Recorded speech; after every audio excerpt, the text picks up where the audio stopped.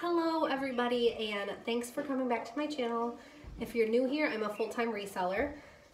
If you've been following me for a while or even really watched a couple of my previous videos, you'll probably realize that this haul is a little bit different because as it says in the title, I am showing you guys my miscellaneous haul. So normally when I have a haul to show you guys, I'm really showing you the clothing that I intend to list on Poshmark and eBay, just to kind of, first of all, I love seeing other people's hauls, but second of all, I know it's nice to see what brands other people are picking up and what brands are selling for them. So I like to show you guys my clothing brands so you can kind of wrap your head around that, get an idea of the brands that I pick up. But I feel like when I have a huge haul and I come home and I videotape it, a lot of times I'm leaving out really important pieces of the haul, which are just like the vintage items that I intend to sell. I have a huge passion for vintage. That's really where I started. So I'm going to incorporate the vintage finds into this haul because, story time, I really want to start incorporating more of my vintage finds and my vintage reselling journey into my videos. For one, like I said, it's a passion, and for two, a lot of people surprisingly have been asking me about it. So I really genuinely want to know if you guys, because I know I'm gonna have people who are watching to see what I'm selling on Poshmark, which is like just clothing related, fashion related, and I know I'm gonna have people who are watching me for the vintage things, and I'm just gonna have like the general people who are just watching to see what I resell, because a lot of resellers will resell anything. Kind of like people who resell Amazon customer return boxes and product like that. I mean, you just resell whatever you get, right? So I really genuinely want to know in the comments, if you guys could let me know if you want me to separate in the future, like my clothing hauls versus my vintage hauls, because I can totally do that. You know, I can make a video on my clothing hauls to go on Poshmark, and I can make a video on my vintage hard goods hauls for, you know, Etsy and eBay and stuff like that. So let me know in the comments if you guys want me to separate the videos. This one, I'm just gonna do a video of the entire haul, clothing, hard goods, all that, because it's easier, and this is the first time that I'm really doing this. So in one of my what sold videos, I also brought up the vintage items that sold, and I had pretty good feedback. Like, a lot of people were more interested in the vintage aspect of reselling. So this is my quick story time. I don't even know if this is like a story time or a tip. If you are just now getting into reselling, if you're going to resell vintage, I think it's more relaxing. It's a slower pace. There's less pressure because the comps are very broad, which can be scary, but also it can be a really good thing. Like if you're selling something vintage, it's probably close to one of a kind. You know, if you buy a J. Crew t-shirt, you can probably find like 20 of the exact same thing on eBay. So you kind of have to price yours around the same range, right? But with vintage, it's a little bit different. You kind of have more of your own say when it comes to your pricing with vintage. So yeah, I wouldn't even really call that story time. So I'm sorry if the title's a little misleading, but yeah, so I'm just gonna dig in. I'm gonna start with the hard goods. So what I'm gonna show you first is the stuff that I'm keeping for myself. I love vintage vanity stuff. If you are someone who's familiar with vintage, or really even if you've been to Goodwill or a thrift store a lot, and you look through like the knickknacks in the bath and body area of your thrift store, if your thrift store has a section like that, you have probably seen a vintage Avon collector's bottle. What I mean by that is like an Avon perfume bottle that is shaped like a car or a cat or a boat or something like that. Those are Avon collector's perfume cologne bottles. They are very saturated out there. So there are some that you could probably flip for a great profit. I always stay away from vintage Avon collector's bottles because there are just so many. I find them every time I go to the thrift store, so it's not worth it for me to try to resell them. It might work for some people, I just haven't. I find so many of them that it's like they're not even really that special to me. But I found these vintage Avon vanity jars, which are a little bit different because these aren't like a collector's thing that people held on to. These were my baby's laying down for a nap, and this is his nap time. When he hears me talking, he thinks crying will persuade me into going to pick him up. I don't let my baby cry it out, but every once in a while he'll let out a little whine before he completely falls asleep. So bear with me on that. where was I?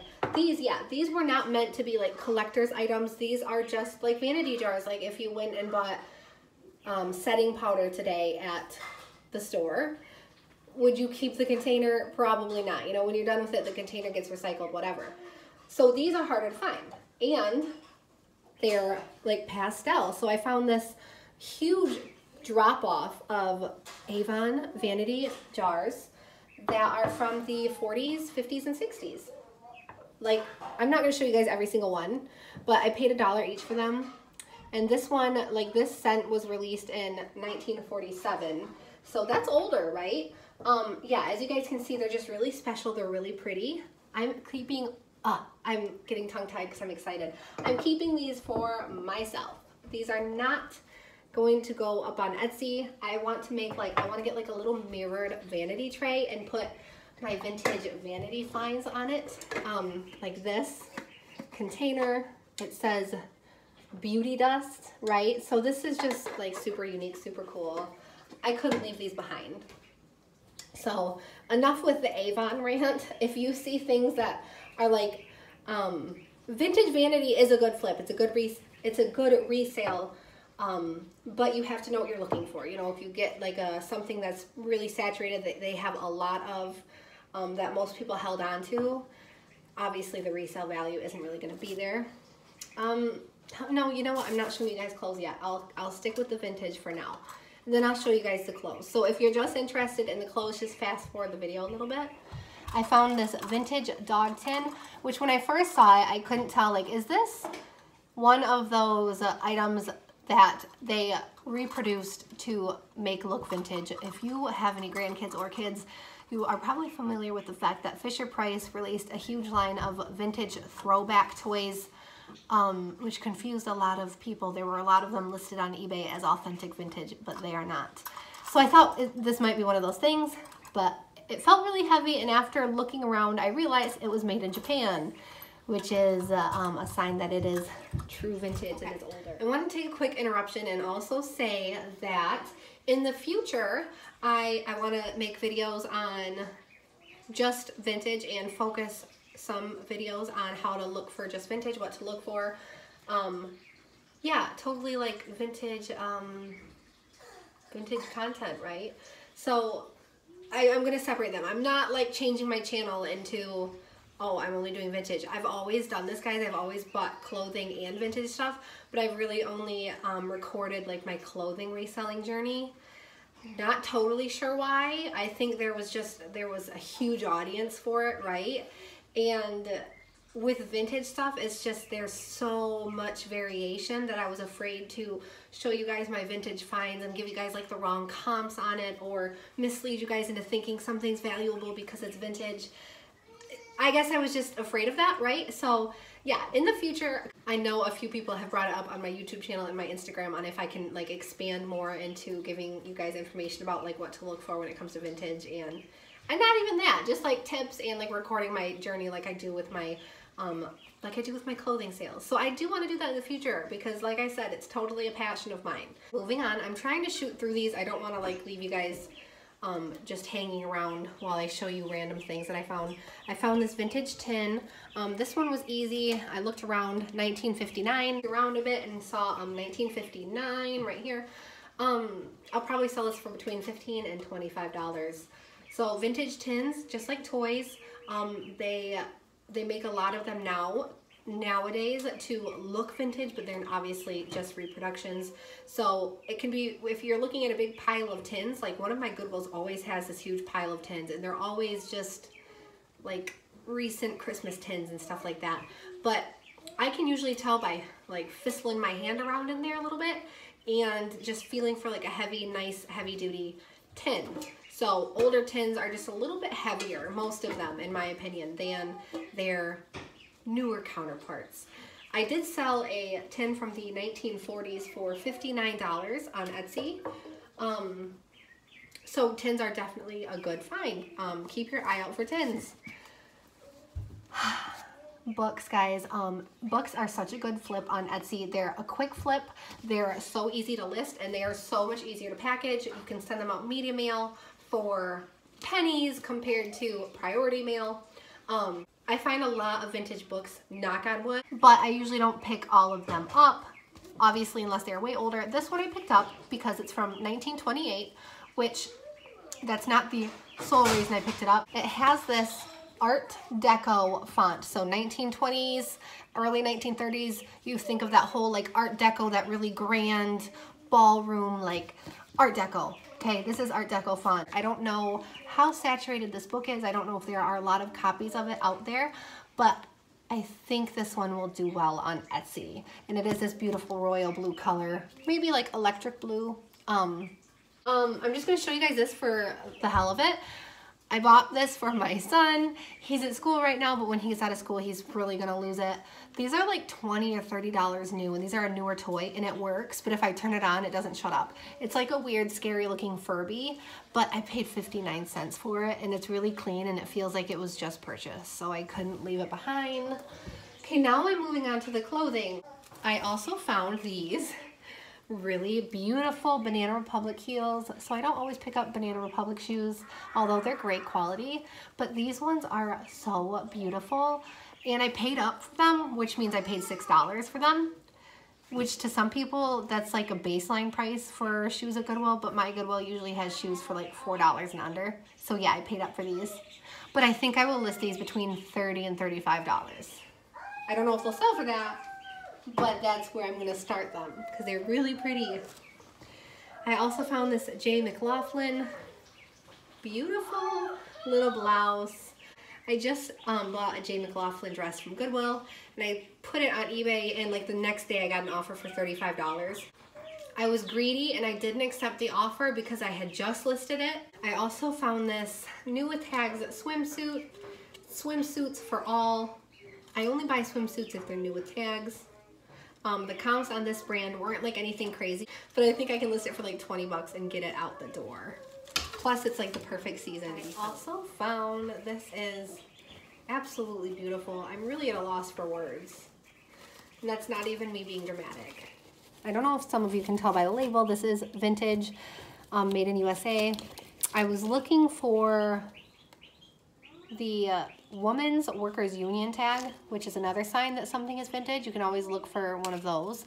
I didn't find it, but it is I'm guessing like late 1960s, early 1970s. Literally it's a jumpsuit, guys.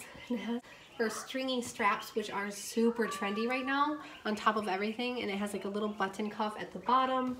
This is just beautiful. It's super unique. I have more leniency with the pricing because it is vintage, and it feels very crispy. And what I mean by that is it feels like it was never washed or even worn, thrown through the dryer, whatever. So I think I'm gonna list that for between $50 and $75, and something like that will do better on Etsy. It will also do better if I like model it. Hopefully, because the spring is almost here, I can like go out in front of a pretty landscape and model it, because for 75 bucks I'll squeeze myself into it. Okay, I just don't feel like a flat lay or anything like that is really going to give that piece justice. So this was a shocking find because I don't know how to pronounce this brand. Magashoni. It's my second time finding it. Really high-end, huge retail value, higher retail value I should say. This is a mock neck top, and once I saw this, my heart started racing because I'm like, oh my gosh, I know there's more of you. Whoever donated this has the money to be buying clothing like this, so I need to find the rest of it. Unfortunately, I looked everywhere. I scoured the racks, I scoured the new racks. I could not find her sister's, so she's truly a diamond in the rough. I'm not gonna get like $100 for it or anything, but this is a really nice brand to find. Not sure about the comps. I also found this. I was so confused by this. It says All Saints, right? So it's All Saints. But this is like an older label. I think it's one of their older labels. I didn't really look it up. I should have looked it up before I did the video. But it's just like a knit navy top. It looks black, but it's actually navy. Yeah, it's an older label, but I really couldn't leave that behind. So I don't know what I'm gonna list that for either. It's not a very good comp video, apparently. This is the last thing I have to show you guys. It is a Bowden. This isn't like their brand new label, but it's a newer label. And this is just a heavy knit cardigan. And it's really heavy. It's 100% cotton. Bowden is a good brand to pick up. Usually their prints do better than like their plain pieces, but because this is 100% cotton and because it is this beautiful like knit, which people love, I think it will do well. I think I will list this one for $25 to $30. $30 might be on the higher end. I'm not totally sure. Bowden's a good brand. I've had great luck with Bowden. So I know that one will sell. Okay, so that is my miscellaneous haul video. Just let me know if you guys want me to separate those or not. I will just go with the majority of what people like watching. So I hope you guys enjoyed my video, and as always, if you want to see more in the future, go ahead and hit that subscribe button. My name is honeyrags on Instagram, honey.rags. I will also leave a link to my Instagram down below in the description, where there is a link tree to all of the platforms that I sell on. And as always, happy selling.